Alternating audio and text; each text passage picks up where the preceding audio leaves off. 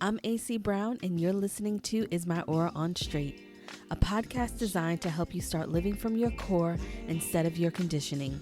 Each week, we'll discuss topics ranging from human design, astrology, metaphysics, spiritual self-development, and everything in between. Hello, and welcome to another episode of Is My Aura On Straight. I am your host, AC Brown. I am your psychic channel, spiritual guide, and entrepreneur, and I want to thank you so much for tuning in to another episode of Is My Aura On Straight. As you can see from the title of this podcast, this is the first of a series called A Conversation With, and we're starting it off with Toy Smith. Toy Smith is a powerhouse. She's a creator, a mother, and a growth and impact strategist. And Toy believes that all women deserve to flourish in all facets of life. In business, in love, and in society, women are deserving to flourish because, of course, we are the shit. Now, men who listen to this podcast, there's still some great marketing and strategy takeaways and other things that we talk about. So it's not a whole, I am woman, hear me roar.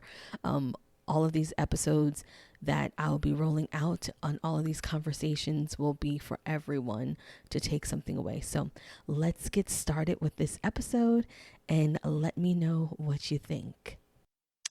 Okay, so where are you at right now, today, in your body? Oh, wow. That's a deep question. Right now, today, in my body, I feel I'm a little scattered. That's probably the word I've been using for the last few days. And yeah, so I'm a little scattered, but I feel calm and hopeful. Okay, that's fair. So Yeah. you're a manifesting generator, and what I teach people and what most people know about manifesting generators is the scattered part, is the all over the place. Let's talk about Toy pre-manifesting generator. Before you knowing that you were one, what do you feel like life was like? Did you feel confused? Did you feel lost? How did you feel? I would say that I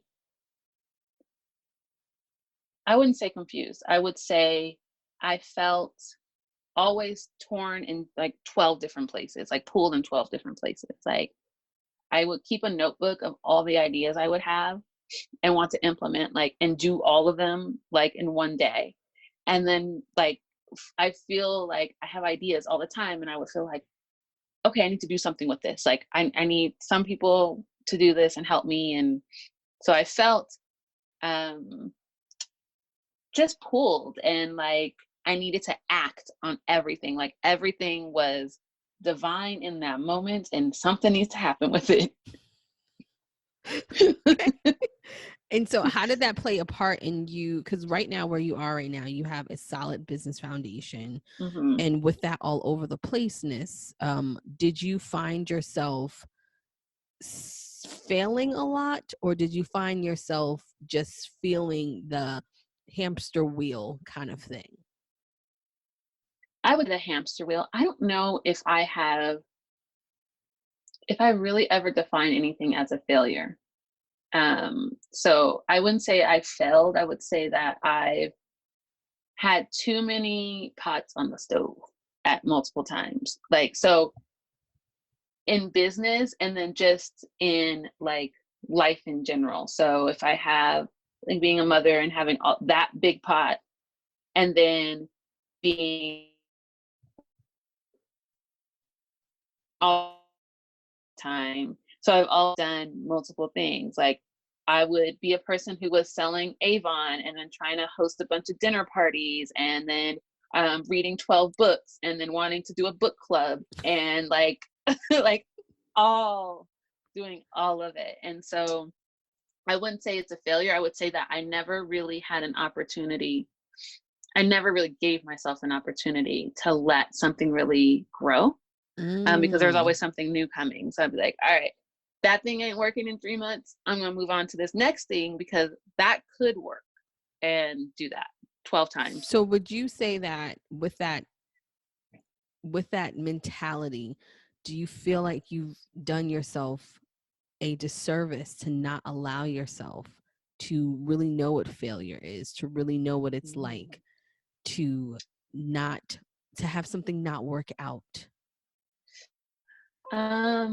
That's interesting question.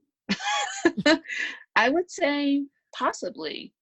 Um, I think because I go so quick, I move so fast with things that sometimes, like, if I don't see the results that I want normally, like, my behavior would be like, it's not worth it, then it's not gonna work. So, like, let's just move on to the next.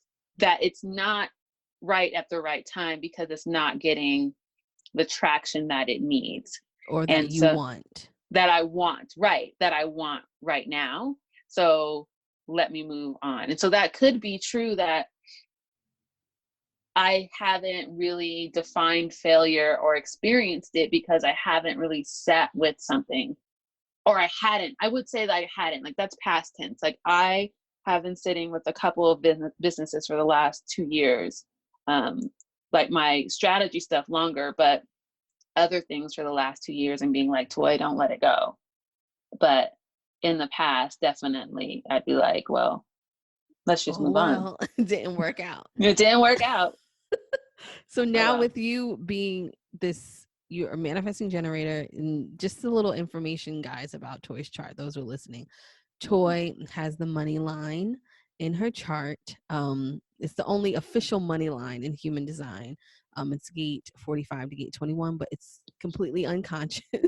And so we talked about that. And when you for what I'm getting at is that with manifesting generators, it is often that because you haven't sat with things, because you still have to master something, as we know, Mhm, and mhm. because you haven't sat with things, at times I feel that manifesting generators don't allow or give things a chance to grow. And how has that been for you now that you are sitting with things? Are you uncomfortable? Do you feel like, how often are the urges to move on happening for you? Oh, they happen a lot. That's a daily urge. I'm not kidding, AC. I have so many ideas, and I'm like, that I own so many domains that I'm like, that's gonna be a brilliant thing. Like, I could do that.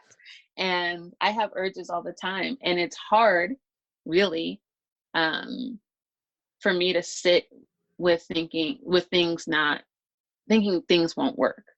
Um, like sitting in the in-between states. Like right now as my business shifts, I've had 4 years of what we would say quote unquote success. Like, I've went from corporate world, got laid off, and then like jumped head first into being a VA, and then into an OBM, and into a strategist. Like, I've had 4 years where I didn't have an extra job. That was really paying all of my bills. I've been successful in that way.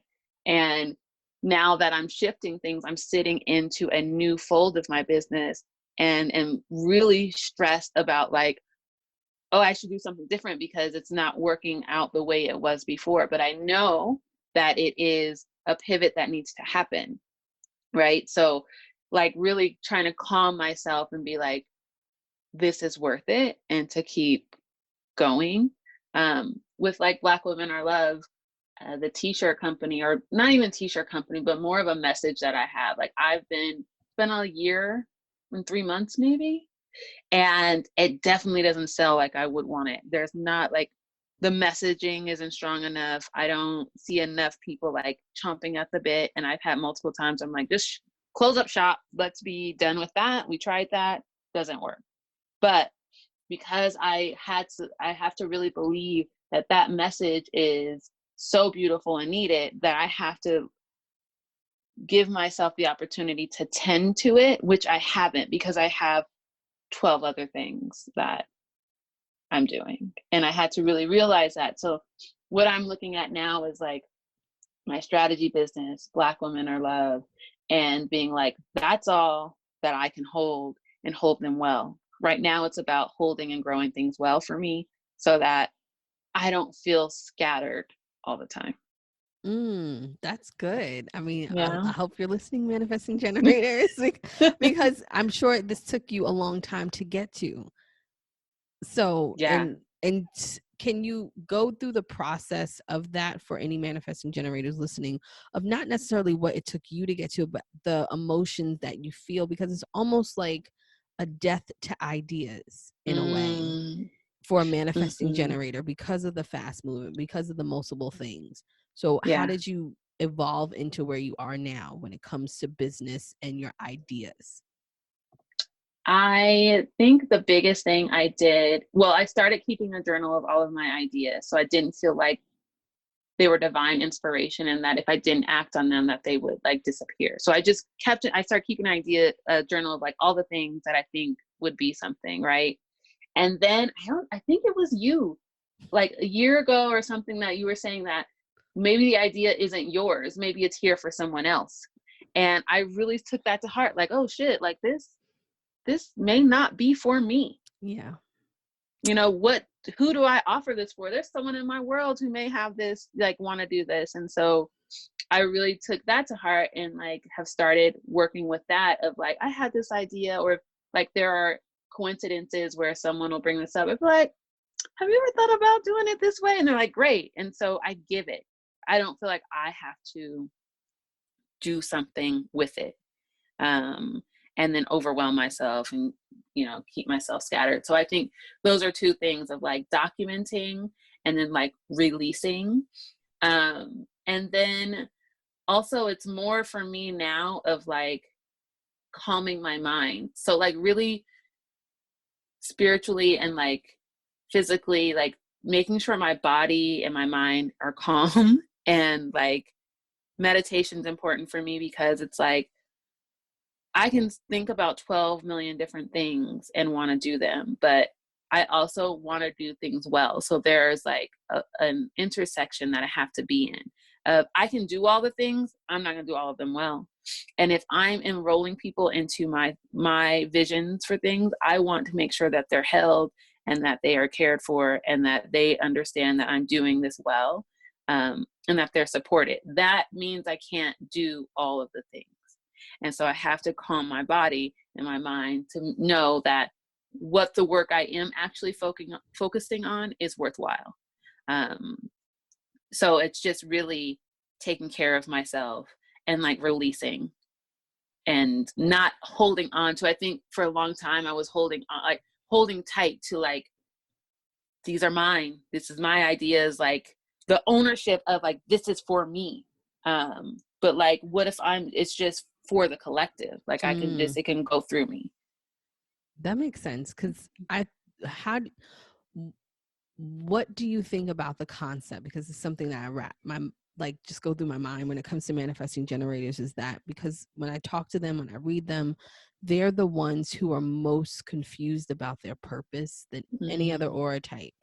And I truly believe that it's because of not allowing to slow down and listen, because it's always on to the next thing. So they're not allowing their purpose to find them versus they're chasing this concept or idea. mm. I think that's true. And it also is, you don't allow people to catch up to you. Like if I switch so much, people be like, Girl. what are you doing now? Like, wait, what? Like you saw t-shirts again. You like, what, where are you at? And so it's that too. Like I can't keep up, you can't keep up. And then so there is no integration. And so I do uh, feel like it is the slowing down and being okay. I think part of my struggle is being, I want everything to be successful, right? So like not giving myself it.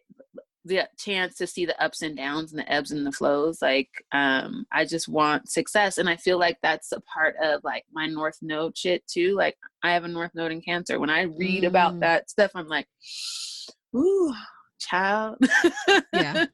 So, yeah, I definitely think when I learned about responding to stuff, like being in response to like, this is what your people want, instead of like, always be like, here's my idea, like choose one. And then people being like, well, that's not even remotely what we feel like we ask for or what we need. But I'm glad you think that's wonderful. And then feeling like, then there's a feeling of like, well, no one really wants anything I'm offering at this point. But once I stopped and was like, okay, this is what everyone's talking about. Or when I talk about something or I do certain posts on social media and people like, it really resonates with them, then I peek up because I'm like, oh, okay, this is where y'all are at. So it's a listening and a slowing down that has to happen. Okay. So let's talk about your new thing that you're doing, Business for the People.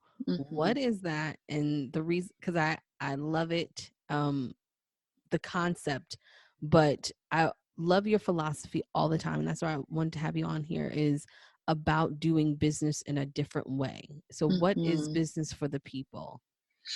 So Business for the People is a community of creatives, healers, artists, entrepreneurs who want to explore different intersections of business. So marketing, selling, operations, hiring, content, all of those things in a different lens, in a lens that's not about oppression. So anti-oppressive, anti-capitalist, about liberation, about abundance, and addressing those things without using scarcity or without using tactics that help us get over on people, and doing it in a community setting. So it's not, some people have asked, is it a course? It's not a course, it's a community. And so we are all exploring how to do business differently. And what does that look like? How do I do my pricing? How do I price ethically? How do I hire well? How do I, change my language? How do I decolonize my language? Like making sure we're looking at all of these things inside community, because doing these things by ourselves, like doing business differently by ourselves, is isolating. And there's not a huge group of people who really believe in doing business differently. Like inherently, business in the US is about extraction and capitalism, and like really making as much as you can on the backs of as many people as possible. And I think we can make money. There's enough resources clearly for everyone.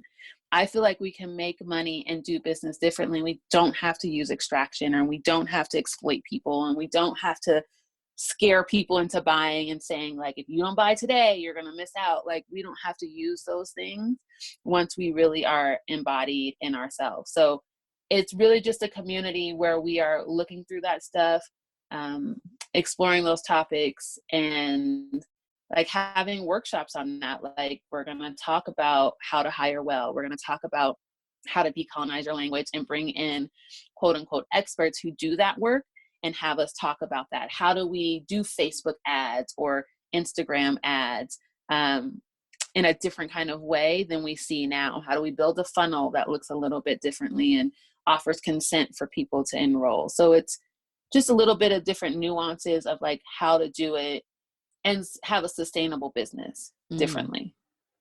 I love that. So you've worked with some really big heavy hitters. We're not going to name names or anything like that. And with Business for the People in mind, what have you seen, both good and bad, that people should be doing because everybody wants to be known. Everybody wants to, have their own, time in the sun. And what have you seen from a behind the scenes perspective of what people should be doing and what they shouldn't be doing? Well, shouldn't be doing is basic. Don't emulate anyone else. That never works. Like, the people, the women that I have worked with who have large followings, large email lists, are successful financially, are really clear on their why and their messaging.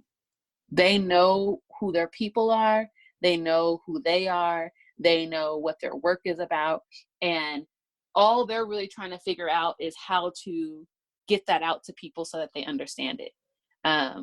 They're really grounded in what their messaging is. So I would say don't emulate anyone. Like, really get clear on what your work is and why your work is important to you, and why it would be important to anyone else. That I think is the first thing. What else? I would say don't compare. The online business world is very, very deceiving. And the people you think are doing 6 figures really are not. Like, your following on IG does not dictate how much money you really have in the bank. And because what we're really training people for is free content, right? So IG is a place where you can go and get free information. I can get a meme, I can get an inspiring quote, but as soon as that person asks me to like give them some money, I'm like, ooh. But I can get these quotes for free, so how am I gonna do that? So it's really not looking and comparing yourself, your followers, your email list, any of those optics, comparing and feeling sad, because followers do not equal money at all. I have had some clients who have like under 5,000 followers and are making money, but that's because their message is clear and they're constantly showing up and they have a clear funnel. So the other thing would be, get clear on, have a basic understanding of how like online business works, because there is a mechanism for it, right? There is email marketing, there is a funnel to get people through to understand who you are. So understanding that a little bit, and then also having the space in your body and your mind for slow growth. I know like online we talk a lot about like how fast things happen and all of that, but really business is still slow. Like, it's a slow thing if you really want to have engaged people that buy from you multiple times, and it requires different touch point. It's like, I forget how many times it is before someone actually buys from you. It's like 3 to 7 or something, 5 to 7 or 7. Yeah, before they actually purchase from you. So it's a slow grind to actually start making money that's sustainable if you are a B2C business. So if you're a business to consumer, it's different than me that's like a B2B. Like, I sell to other business owners. Of course, they want me to help them make more money, even though it's not what I'm selling, but they know like I can help with strategy or assist in something like that. So it's a slower growth for a business to a consumer, but making space in your body and planning for that, like that it's going to be slow, and having healthy expectations around it. That makes sense. Yeah. And you'll be teaching that in Business for the People, which is good. Yes, I will. So my last thing is I do something called either or. Mm-hmm. And so we're just going to go through some questions in either or, and you can, it's either one or the other. Okay. So the first thing is workspaces or private offices? Private offices. Okay. I'm shocked that you said that, but okay. Yeah. I thought you were going to say workspaces. Books or Audible? Books. Of course. Of course. This is going to be a hard one for you. A professional chef or a personal assistant? If you could only choose one. I'd